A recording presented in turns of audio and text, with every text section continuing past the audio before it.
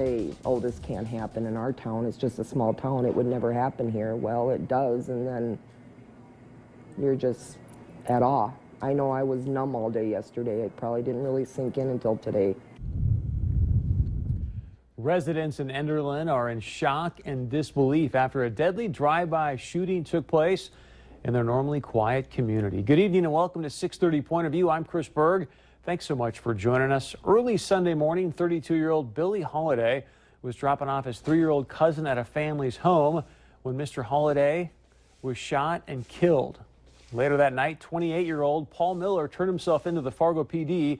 He is now being held at the Cass County Jail.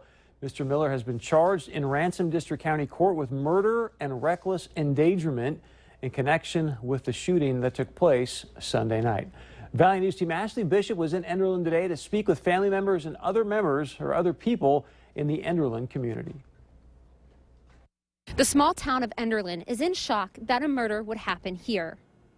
I spoke with the victim's aunt. She did not want to appear on camera, but tells us that the shooting happened quickly and it was surreal. She says that she was standing on top of these steps waiting for her 3-year-old grandson to come home when the shooting happened right down here on the sidewalk. I was entirely, totally shocked to hear about it. Yes, it's just hard to believe that a murder on the street would take place in our usually very quiet little town.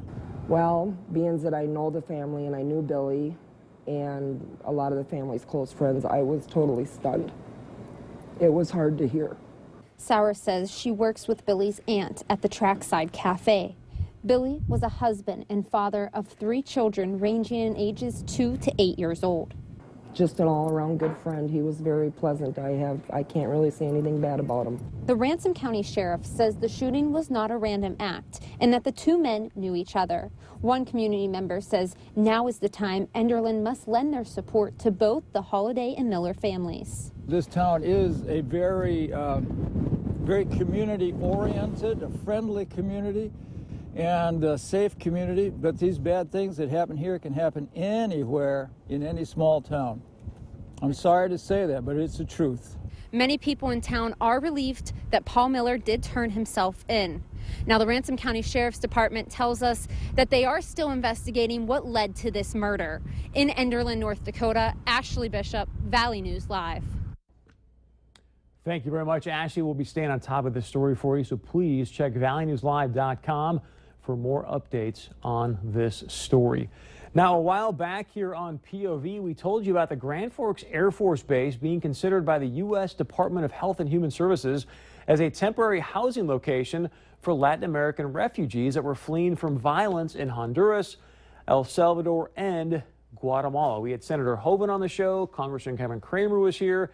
They both were against this idea because they said, hey, you know what? These kids should be reunited with their families, not being sent to the Grand Forks Air Force Base. Many of you that commented on our Facebook page seem to agree with what these 2 leaders had to say. And according to the Department of Health and Human Services, the reasons for the Grand Forks Air Force Base, it's not going to be used, is because of this. They went on to say the Air Force Base does not meet the qualifications to host the children for several reasons. There's not enough space. It has never been used to house people. There are no windows, and it does not have the necessary infrastructure for dining and food preparation facilities.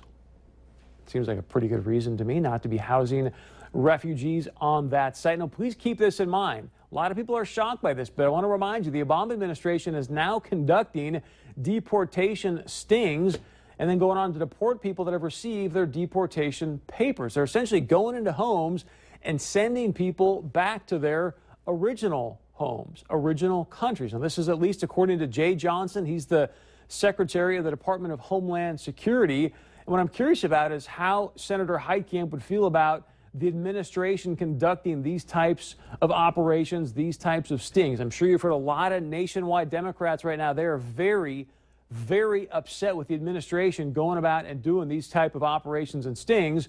And I bring this up because Senator Heitkamp had sent out a statement about the Grand Forks Air Force Base potentially housing refugees, and she went on to say this about it. But if it were under consideration again in the future, I would hope that Grand Forks and all of North Dakota would welcome these children who have to live day to day in some of the most dire situations that we can't even fathom.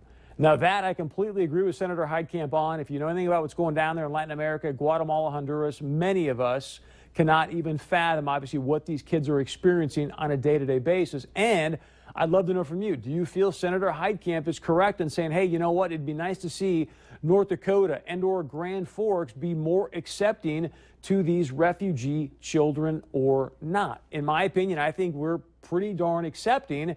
And the reality is obviously that we've got laws in place. Now, some of these kids could be actual refugees that are fleeing. Some of them, obviously, we're not so sure about with all the people that have been coming across the borders. One other thing that I want to share with you, because we got this from a POV viewer, and since we're talking about since we're talking about obviously our military armed services here tonight, the Grand Forks Air Force Base, this was pretty interesting. If you've got a story out there that you want to share with us, please do so, because again, we got this from a POV viewer, emailed me this earlier today. But look at this headline. This just came out, I believe it was today or late last night. Pentagon orders commanders to prioritize climate change in all military actions. I'm just going to let that sink in for a moment, because this is even to the point that it is now hampering the rules of engagement with our enemy.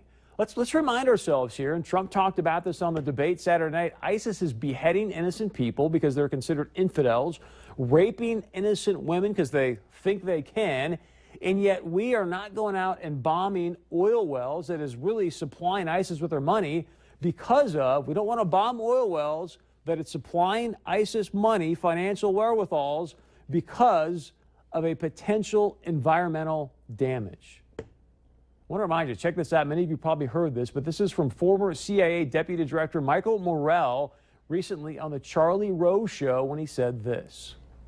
There seemed to have been a judgment that, look, we don't want to destroy these oil tankers because that's infrastructure that's going to be necessary to support the people when ISIS isn't there anymore. And it's going to create environmental damage. And we didn't go after oil wells, actually hitting oil wells that ISIS controls, because we didn't want to do environmental damage and we didn't want to destroy that infrastructure. Let me remind you, ISIS beheading innocent people, setting a Syrian air guy on fire, raping women, young girls, sex slaves. You tell me if you agree with this administration's doing, now coming down through the Pentagon as well, that, hey, we're not going to go out there and bomb oil wells, go after their oil because of potential environmental damage. I hear this stuff and I go, are we in a twilight zone? Like, none of this stuff makes any sense to me anymore. So I want to know your point of view. Are you okay with the Pentagon now saying, hey, everything we do, from even military tactics, we must take into consideration? Because remember, President Barack Obama, presidential candidate Bernie Sanders, they think the greatest national security threat to America, is climate change. Love to know your thoughts. You can email us, text us, whatever's easiest for you. Now, I want a little change of plans here tonight. We were hoping to have North Dakota University System Chancellor Dr. Mark Hagerott with us tonight. He's been in meetings all day, cabinet meetings with the presidents. We'll share with you more about that in a moment. Also foundation meetings, and he had something personal come up tonight. So he will be joining us tomorrow night. Should be a phenomenal interview. One of the things that did come up in the president's cabinet meetings today, and hopefully we've got this, but they did sit down and they talked about payment or reimbursement of meals and other travel. And you can see their institutional expenses. Remember, Mr. Hagerott also said that President Brashani's upgrade business class ticket to India was an embarrassment. We'll discuss that, plus how the university system is going to deal with budget challenges moving forward. Stay with us, because when we come back, there's some interesting things floating around right now about North Dakota's governor's race and who will be our next governor.